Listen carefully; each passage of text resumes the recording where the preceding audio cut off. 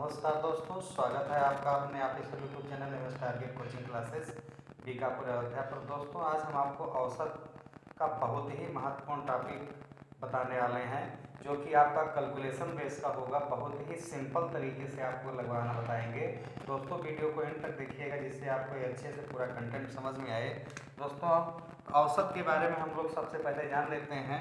औसत कहते किसे? मान लीजिए औसत कहा किसे जाता है? कई अनिश्चित मान को एक निश्चित संख्या में व्यक्त कर देना ही औसत होता है। जैसे हम बाइक लेकर कहीं पर जा रहे हैं, कभी हमारी स्पीड धीमी होगी, कभी तेज होगी, उसी को एक निश्चित संख्या दे देना ही आपका क्या हो जाएगा? औसत हो जाएगा।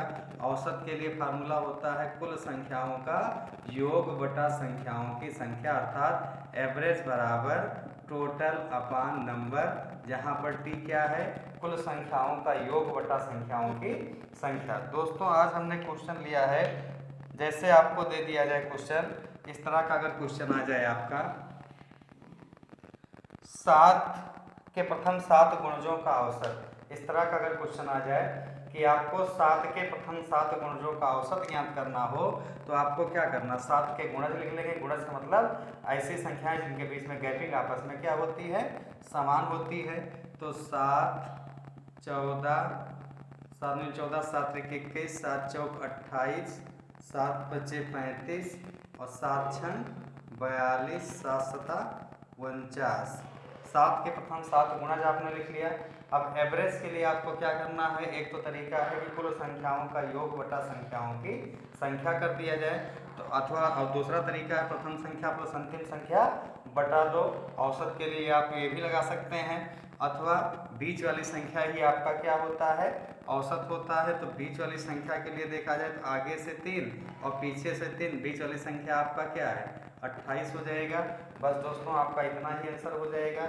या आप ऐसे भी लगा सकते हैं, पहला प्रथम संख्या अर्थात 7 प्लस आपका 49 आ जाएगा और अपान 2 कर दीजिए, और साथ में 49 जोड़ देंगे, कितना आएगा? 56 आ जाएगा। और 56 का आधा कितना आ जाएगा? 28 आ जाएगा। 56 का आधा कितना आ जाएगा? 28 आ जाएगा। आप ऐसे भी कर सकते हैं, अथवा एक तरीका और भी है।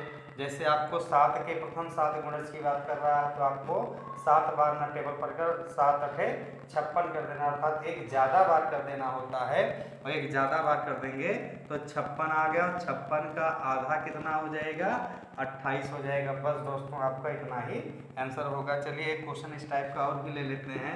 आपका क्वेश्चन अगर इस तरह से क्वेश्चन पूछा जाए कि 5 के प्रथम 6 गुणजों का औसत क्या होगा?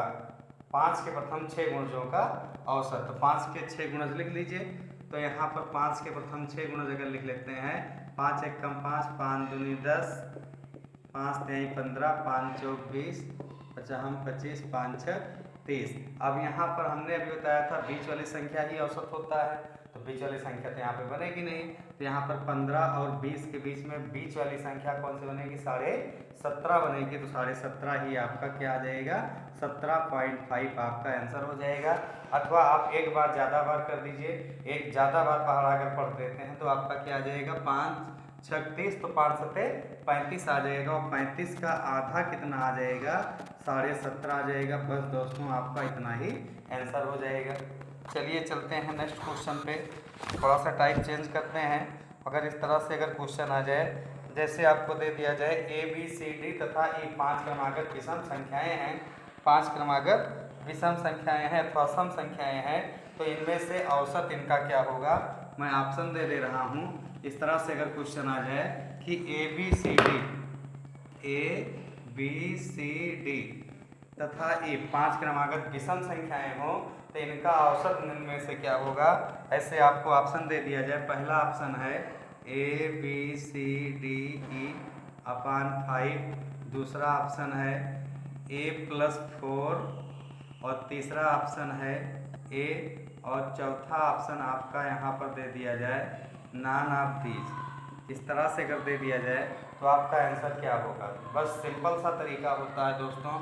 यहाँ पर इस तरह के क्वेश्चन आए तो आपको क्या कर देना है? अगर 5 संख्याएं होती हैं तो आपको क्या कर देना है? A+4 आपका आंसर आ जाएगा, अर्थात 1 कब कर दिया जाए, बस वही आपका आंसर आ जाएगा।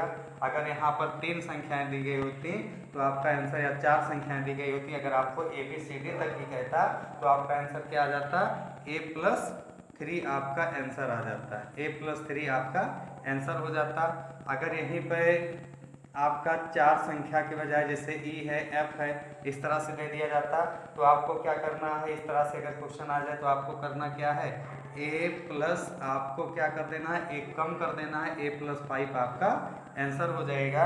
अगर दोस्तों इसको लगाया जाए तो लगाने का जो तरीका है, लगाने का तरीका आपका यही है, जैसे आपको दे दिया जाए इसको A, क्रमागत संख्या को हम लोग ऐसे ही व्यक्त करते हैं, विषम संख्या है तो A+2 आ जाएगा, फिर A+4 आ जाएगा, फिर A+6 आ जाएगा, फिर A+8 आ जाएगा। और इस तरह के अगर क्वेश्चन हो तो हमने आपसे क्या बताया, बीच वाली संख्या ही आपका क्या होता है, औसत होता है। तो बीच वाली संख्या को ही हम क्या मान लेंगे, औसत मान लेंगे, बस वही आपका आंसर हो जाएगा।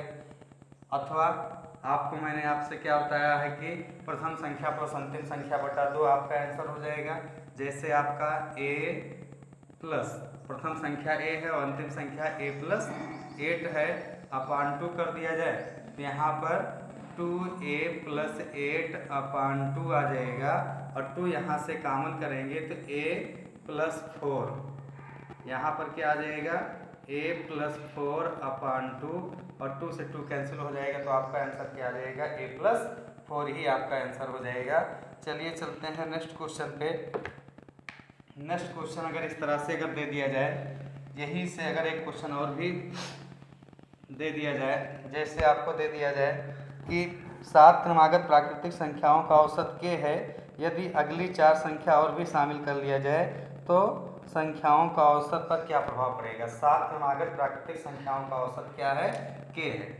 अब 7 क्रमागत प्राकृतिक संख्याओं का एवरेज यानी कि नंबर इतना है और एवरेज इतना है, यानी 7 संख्याएं हैं उनका औसत k है। अगर उसमें 4 संख्याएं और भी शामिल कर दिया जाए तो औसत क्या होगा। इस तरह के अगर क्वेश्चन आ जाएं तो आपको क्या करना है, इस तरह के अगर क्वेश्चन आ जाते हैं तो आपको करना होता है, सिर्फ सिंपल तरीका होता है, जितनी संख्याएं और जोड़ी जाएं उसका बटा 2 कर दिया जाए, जितनी संख्याएं और जोड़ी जाएं उसका बटा 2 कर दिया जाए। जैसे यहाँ पर कितनी संख्याएं और जोड़ने की बात कर रहा है, 4 जोड़ने की बात कर रहा है, तो 4/2 कर दिया जाएगा, अर्थात इसका आंसर क्या आने वाला है, K+2, अर्थात दोनों संख्याओं के बीच में अंतर जो आएगा K का आएगा, यानी कि 2 का आएगा। संख्याओं पर क्या प्रभाव पड़ेगा, संख्या 2 बढ़ जाएगी।